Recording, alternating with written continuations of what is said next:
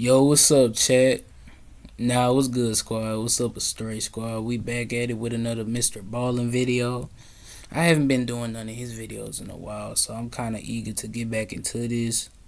You know, it's early in the morning. Make sure you're doing what you're doing. Make sure you happy overall, bro. Don't let no bad day stop your whole day. Don't let it not. Don't let it mess up your mood.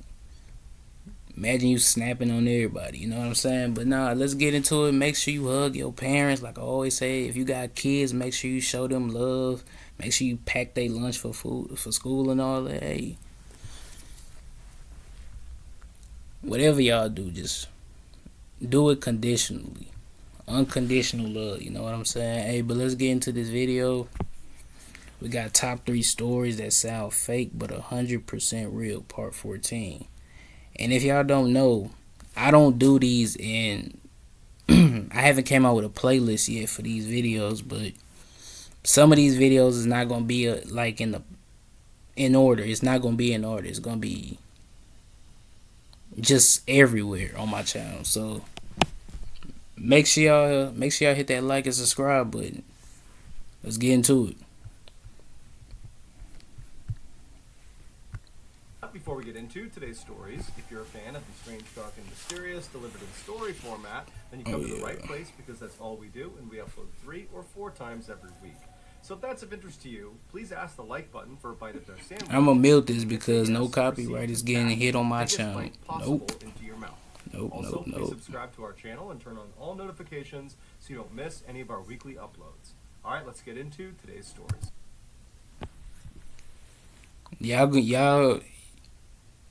Y'all could listen it out. Just picture the music. Who live on Andover Street on Detroit, Michigan's east side will be the first to tell you that the area is known for constant drug activity. On Thursday, November 9th, 2017, 2 Detroit Special Operations police officers began an operation known as a push-off on Andover Street. A push-off is when undercover cops pretend to be drug dealers, and then when customers come up to them and try to buy drugs, they arrest them and seize their vehicles. These particular officers that would be doing... I be saying this all the time. Being a cop must be the most funnest and most scariest job, because it could either be you that take somebody's life or you that get your life taken. But just imagine you going through police training, you learning how to physically spar and all that, and you know how to shoot. You a deadly person for real. Hey, I would love to be a cop, I promise. Not in this lifetime, but probably the next lifetime I'll be a cop. This push-off had been undercover for some time in the area, and so they had a local drug house that... I'll be like, freeze, get on the ground, and don't move. If dude move one pinky, I swear I'm shooting it off. Oh shoot, I swear to, like, do y'all ever have dreams like y'all somebody else and y'all more stronger and more fit, but then you wake up and just be like, oh, it was a dream all along. That's how I be sometimes, you know what I'm saying? They used for these types of operations. At some point that day, 2 potential customers came up to the fake drug house. They knocked on the door, and the undercover police officers opened up. They invited them inside, and then once these customers were inside sitting down, they asked the undercover cops if they could buy some drugs. And as soon as the cops heard this, they whipped out their badges, they drew their guns, and they ordered them on the ground. But these potential customers, they didn't get on the ground. Instead, they whipped out their badges and drew their guns, and they said, no, you get on the ground. Because it would turn out, these drew their guns, and they said, no, you get on the ground. Oh my God, we got a police versus police. Oh my God. So what, is they from the same department or different department? Like, how you come on my territory trying to be a police too? You're not even from this county or district. You can't be over here. Like that, I swear, bro. I would have drawn my gun too. What the hell you talking about? We don't know if you police. You could be fake undercover police. You got them people on YouTube that be pranking, stopping people on the road, pretend to be police. because it would turn out these customers were actually undercover police officers too, but they were from a different precinct, and so neither groups had any idea. Yeah, get off my territory. What you think, you can come over here and gang bang police over here? No. I don't care what nobody say. The Bloods, the Crips, the GDs, the Hoovers, none of them is real gangbangers except the police. Nobody got the biggest squad around the whole world except the police. They the ones that really run the street. They had no clue that they were both undercover at the same time. Both sets of undercover cops were so surprised by what was happening that instead of firing shots at each other, they just stayed in this really tense standoff, like that famous scene from The Office where they're all pointing guns at each other and they're trying to figure out who the double agent is. And so the police are doing that, periodically hurling insults and threats at the other side in an attempt to get them to stand down. It's finna be a squabble. The police finna fight the other police. Imagine both the police work for the same. They both work for law enforcement. They all follow the law book. But they against each other. They finna fight each other and shoot each other because they don't know if they really police. They probably knew they was all they was undercover, but just imagine being a police and you have to fight another police. I literally had seen on a post. It was on my home explore page. This dude had shot his sheriff because the person that's ahead of him, his CEO, the sheriff, because dude kept making advances toward him. And this dude that was getting advanced on, his family is like, his whole family is basically police. Y'all should go check it out, do your own research, But when neither side stood down, they all just eventually lowered their guns and then proceeded to beat the living crap out of each other. After the dust finally settled and all the haymakers had stopped, the two groups of police realized their mistake and apologized to each other. Luckily, none of the officers were badly hurt from this mix-up. However, two officers did have to go to the hospital, but for very minor injuries. One had a black eye and the other had a split lip. While Detroit's own chief of police and the media and the public at large... Detroit was chaotic. Hey man, Detroit is chaotic. I don't know nothing about Detroit. I know that's like in the Midwest, but man, they both was getting in. And you know what I expect now? Most of them police officers that was right there, they was all black individuals. Of course they hard-headed and they ain't gonna think rationally. Have all come out and said this snafu was a total embarrassment. Others have said the officers involved might deserve a little bit of credit because after all, their job was to be undercover. And apparently, they were so good at being undercover. But you don't have to be that much undercover to where you can't tell if that's a other police. If they all pulled out badges, why not come to sense? Why not think logically? Like, I don't know, bro. I don't know. That they didn't even know the other group was undercover too, and vice versa. How they didn't know when they both pulled out their badge? The one police officer pulled out their gun and badge, then the other undercovers pulled out their gun and badge. That should have let you know right there. None of y'all was thinking. Y'all all just full of male ego and pride. So perhaps they were just too good at their jobs. You be the judge. The following story was pulled from a 1997 article in the British Medical Journal. The article was written by the psychiatrist who treated the patient who will be the focal point of this story. The only reason I bring this up is because this story truly sounds made up, and it's not. One night in the winter of 1984, a healthy middle-aged woman, who we'll call Brenda for this story, was at her home in London reading a book when she suddenly heard a voice in her head. It said, "Please don't be afraid. I know this must be shocking for you to hear me speaking to you like this, but this was the easiest way I could think of. My friend and I, we used to work at the Children's Hospital, and we would like to help you. Brenda couldn't believe what was happening. She had never heard voices in her head before, and this voice that was speaking to her, it was so clear, and it did not sound like any voice she had heard before. And so at first, Brenda just sat on the couch and didn't do anything and just waited, hoping that maybe she was just imagining this. But the voice in her head seemed to pick up on her reaction and said, Brenda, this is not a hallucination. We're real, and we want to help you. Brenda did not believe it was real. She believed she had just lost her mind. And so for the rest of the night, she just completely ignored the voice in her head. And first thing the next morning, she went to her doctor's office and said, please help me. The doctor referred her to a psychiatrist. And so she went over to the psychiatrist's office. And after they performed an evaluation of Brenda, they said, look, I don't really know why you're hearing these voices. There's no clear medical explanation for why.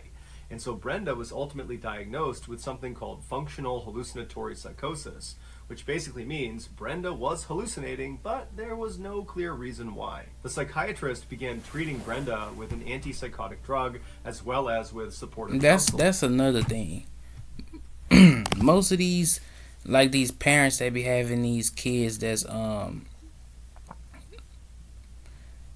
I ain't gonna sit there and say, but it's like most of these people that be having, like, if they going through something traumatic in their life, PTSD, depression, anxiety, you know what I'm saying, and all these, I just be hating when the parents go quick to want to go get their kid evaluated, making it seem like it's something wrong with them, and they sit up there and try to belittle and call them crazy and all this. Like if a kid saying they hearing voices in their head. I mean, I don't know nothing about all that, but I just hate when the parents, they'll sit up there and try to belittle the person, belittle the kid or they sibling or whoever that has like episodes. Basically, I never bullied no people like that. I never said nothing about nobody that had that type of stuff because it's real life. You know what I'm saying? Things happen. Imagine your, like, literally, it's not even imagine, it's just a fact. You could be the firstborn child, but your parents show love to the second child. They think that kid or whatever look better than you or probably gonna excel more academically than you in school. And I be seeing why these kids be like growing up just shunned and mad and having depression and schizophrenic and episodes and all this, you know what I'm saying, and wanting to do X to themselves, you know what I'm saying? It ain't cool, but I just hate when parents literally, the first thing they go do is go and sit there and call their kid crazy or dumb or just retarded. Like, I really hate that. I don't know what I'm bringing, but it's a fact. Who knows? It could be anything from her past. PTSD, trauma, whatever. I don't know why she got voices in her head. I mean, and another thing, I used to hear this a lot from older people, especially. They'll sit up there and say, "Oh, what's something wrong with you if you talk to yourself?" But me being a kid, I ain't thinking, man. I didn't. All that, literally, everything that person was saying was going in one ear and out the other. But then later on in life, when I see them, the older generation, the millennial babies, I be like, and when they talk to themselves, be just like, and then they blurt it out loud. I be like, it'd be Over crazy. the next couple of weeks, as Brenda diligently took her medications and went to her appointments, the voices eventually stopped. And so Brenda went into her psychiatrist's office and she said, "Doc, you've saved me. The voices are gone. I'm so happy." And the psychiatrist would later recall that Brenda was visibly relieved. It was obvious that she was not making this up, that she really believed that she had these voices and now they were gone. And so after Brenda left the office, she actually went on vacation with her family outside of London just to celebrate the fact that she had not, in fact, lost her mind. But while she was away on holiday, she started hearing the voices again. And this time, they told her she had to get back to London as soon as possible because there was something terribly wrong with her. and they gave her a very specific street address that she was supposed to go to seek treatment. And so Brenda is horrified that the voices are back in the first place, but what she's really scared about is that maybe there's some truth to what these voices are telling me. Maybe there is something wrong with her. And so Brenda ran to her husband and she explained what happened. What if it's her consciousness?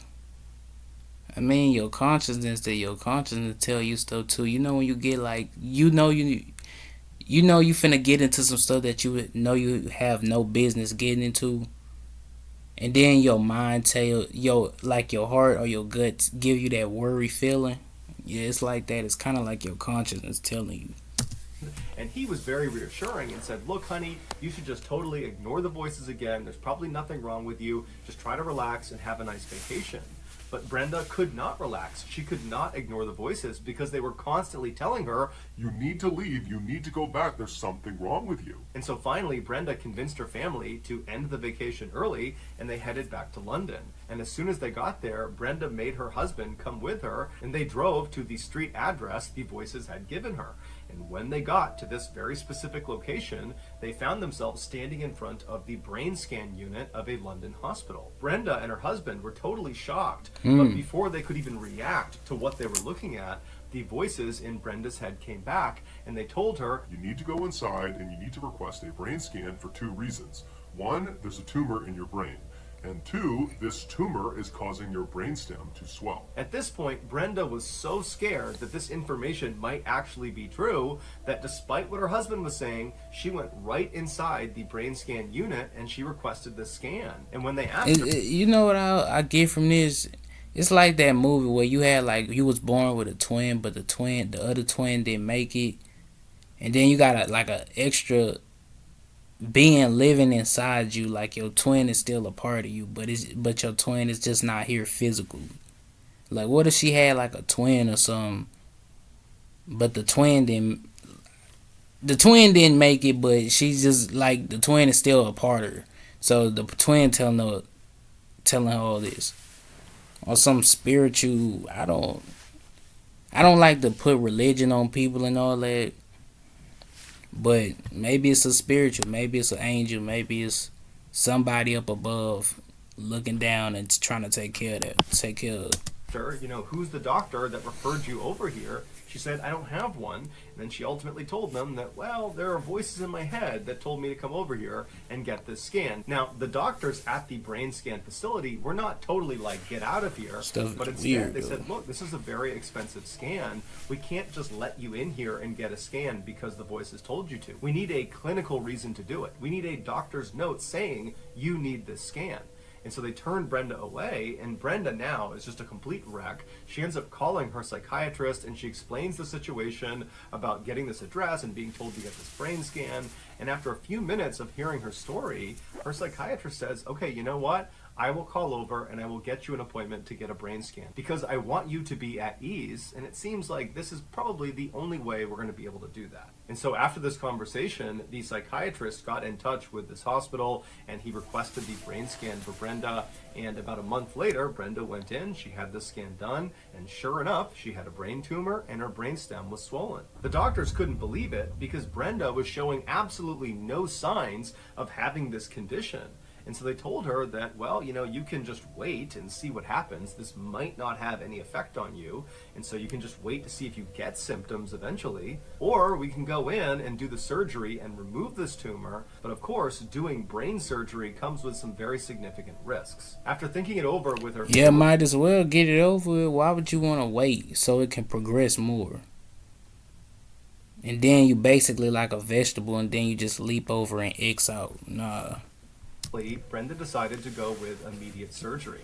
And after telling her doctors as much, the voices in her head told her that she had made the right decision. A couple of days later, Brenda went in and her surgery was a huge success. After she regained consciousness in the recovery room, the voices spoke to her. They said, We are pleased to have helped you. Goodbye. After that, Brenda never heard the voices ever again, and she never had any complications from the surgery or from the tumor. And to this day, the medical community still has no idea who those voices in her head really were.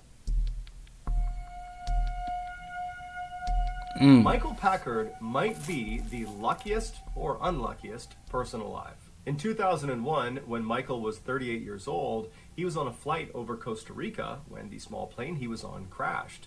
The pilot, co-pilot, and a passenger were all killed on impact, but Michael and the 4 other passengers, they survived the crash, but they were all left badly injured. My God, that is deja vu. That's why I be scared. I'd rather take my chances at sea than take my chances in the sky. Even though the sky is probably the most safest place because people get in car crashes every day on the road. You know what's crazy? Like the last time it was a huge crash on the plane, or like the plane or the turbulence blew out, was like back in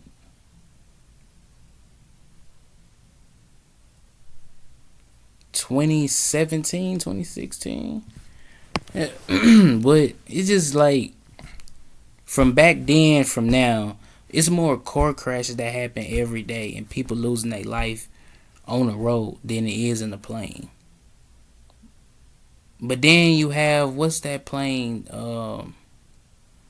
It's back then from 1970 to all the way to 1980. These planes that literally went up in the sky and just vanished without a trace. It's no longer on the plane radar. Like it's really scary. Some sit there and say it's probably something to do with the Bermuda Triangle all the way out there and all that. But all I'm saying is I would not take my chances on no plane. I don't even like being high up in the sky. I'll take my chances at sea with the sharks.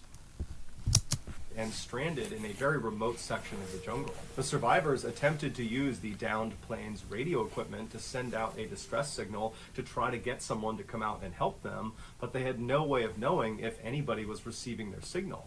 And so all they could do was just send it out and then wait and hope somebody found them before they all died. And sure enough, 48 hours after crashing, rescuers were able to hack their way deep into the jungle where Michael and the other survivors were, and they were all saved. While Michael was recovering in the hospital, a doctor told him that based on his injuries, he would not have survived another night out in that jungle. The chances of even being in a plane crash are astronomically low. The odds are about 1 in 5 million, with some places giving odds as low as 1 in 20 million. To put that in perspective, Michael was far more likely to have been struck by lightning, which is about a 1 in 1 million chance, than he was to have been in that plane crash. That's rare. That plane crash would not be the last time that Michael defied the odds and did something totally unbelievable. Over the next couple of decades, Michael, who was a commercial diver by trade, would survive not 1, but 2 significant encounters with great white sharks off the coast. Oh my God. Imagine this dude literally survived 2 shark attacks. This dude is blessed, man. Whoever is watching over this dude up above, God,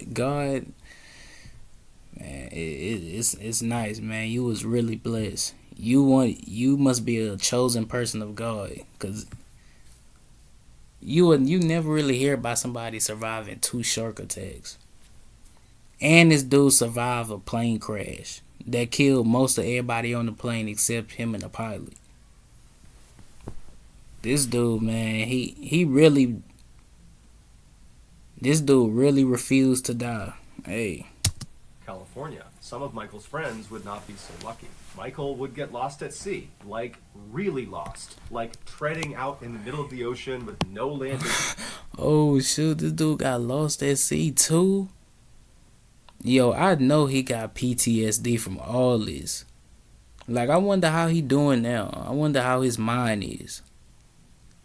Like, can he still function? Like, can he still go out and have a normal life? And I guess so, but I would have had PTSD, trauma, all that. I wouldn't even go near no water or near no airplane. Nope. In sight for hours lost. But miraculously, a boat would find him and save him again. And Michael would discover the body of a long-time missing person hidden underneath the water about 60 feet down off the coast of Massachusetts. But of all the improbable exploits of Michael's life, none is more unbelievable Dude than found what happened a to body him in 2021, which experts are saying he had about a 1 in 1 trillion chance of experiencing. On the morning of June 11th, 2021, Michael, who was 57 years old at the time, hopped in a boat with his longtime diving Hey, partner. dude was really living. He was not scared of anything. This dude literally been lost at sea. He got attacked by not one shark, but two sharks. This dude survived a plane crash in a jungle. This dude has really beat the odds of death. Most people wouldn't even survive it to tell that type of story. If I was him, I would have low-key wrote a book about my whole life and made millions off of it. Partner, Josiah. Once they were all situated and they had all their equipment inside of the boat, they took off and headed for the open waters right off the coast of Cape Cod, Massachusetts, where they planned to do some lobster diving. A popular way to retrieve lobsters is to literally just dive down and by hand pick them up and bring them back to the surface. And so that day, that's what Michael and Josiah planned to do. Once they reached this spot right off the coast, Michael put on all of his scuba diving equipment and hopped in the water. Josiah did not put on any diving equipment because he was not going to be getting in the water for this dive. Instead, he would remain on the boat and help Michael get in and out of the water. He'd pull lobsters up onto the boat, and he was also there in case of an emergency. He could call for help. And so just after 6 a.m., once Michael was in the water and signaled he was good to go, he dove down below, and after a little while, he came back up, but with a relatively small haul of lobsters. And so the two men figured that, well, I guess today's just not a great day for catching lobsters. But regardless, for the next couple of hours, Michael continued to go down and catch as many lobsters as he possibly could. By 8 a.m., Michael had captured Of course, we ain't gonna leave until we get as many lobsters lobsters as we can. And so Michael and Josiah were actually starting I got to a feel family pretty to good feed. about this particular trip. And so Michael decided he would go back down one more time and try to get just a few more lobsters before they called it a day. And so Josiah remembers watching Michael, who was in the water, as he put his mouthpiece back in. He signaled up to Josiah that he was good to go, and Josiah watched as he disappeared below the surface. The water was very calm, and Josiah is just kind of scanning out across the water, and then all of a sudden this eruption of white water came rushing up to the surface right where Michael had gone down below. And so right away, Josiah leaned out over the edge of the boat to see if he could look down and see his friend. But he didn't see Michael anywhere. Instead, he saw something massive moving around underneath them. After Michael had broken the surface on this final dive down to get more lobsters, his plan was to sink down to the bottom of the ocean at about 60 feet and then go hunting for lobsters. But when he had descended to about 45 feet, he felt something smash into him from behind that felt like a truck hitting him, and then everything around him went totally pitch black. The impact of whatever it was that hit him had caused his mouthpiece to get blown out of his mouth. So he doesn't have air, and he starts fumbling around to find his mouthpiece, but he can't find it. And as he's fumbling around, his hands are making contact with what feels like walls all around him. He was inside of an enclosed space. But when he had touched these walls, they were not normal walls. They were soft, but they I'm were saying, hard. how is you touching walls underwater? Nah, man, I couldn't. Nah, I could not. The same time, and they seemed to be moving, like they were pulsating or quivering. The space he was in was fairly large, and it was not completely flooded with water. It was like Michael had slipped into this air pocket. But this air pocket was not stationary. It was moving, and pretty fast, because the water that was inside of it was violently sloshing all around. Michael could hear it slapping up against the walls. As Michael continued to panic and fumble around for his mouthpiece, he started to notice intense pressure on his legs, but he had no idea what was causing it, and because it's pitch black, he couldn't see what it was. Finally, Michael found the line that was connected to his mouthpiece. He jammed it in his mouth and he took a long inhale. And now that he could breathe again, he had this horrifying thought. Yeah, you just got ate, and you just got literally ate by a big fish, bro. And I think it's a whale. What's them giant whales? The blueback whales or something? The humpback whales. Oh my god, bro. Nah. I'm regretting what I said earlier. I do not want to go in no ocean now. Hey man, I would go anywhere now except the ocean. Oh, if I do hit the ocean from falling out the plane, let me pass out before I hit it. Hey, but dude, this dude been through a lot of stuff. This dude lost at sea, attacked by two sharks. Literally A plane crash. Now this dude got aimed by a humpback whale. No, man, that's crazy. I never actually seen a them things in the ocean. Them things too big. I mean, I've been to the zoo. It got like all type of exotic fishes and frogs. Like literally, I ain't even know there was a such thing as poison frogs. You learn something new every day.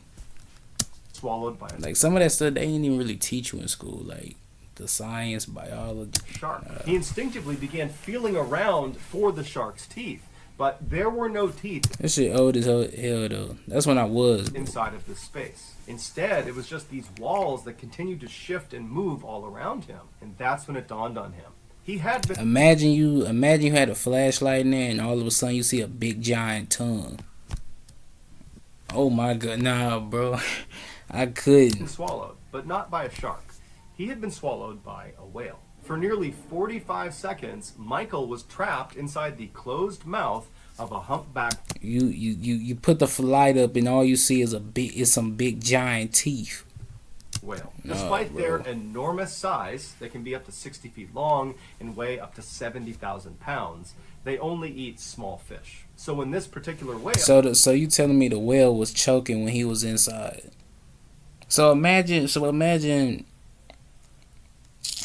No, never mind. Whale realized Michael was not a tiny fish. It began violently swinging its head side to side to try to dislodge Michael, and that caused that eruption of white water to go to the surface that Josiah saw. And after a few good shakes, Michael was spat out of this whale's mouth. Michael remembers suddenly being in the open water with enough light coming down that he could see around him. The water was very turbulent and churning, and he recalled as he made his way to the surface, looking straight down and seeing the tail fin of this. I remember it was a folklore. Well, they said it was an actual story of a dude that had literally got lost at sea, and he got swallowed up by a whale, and he basically died inside the whale. But there was no actual proof to.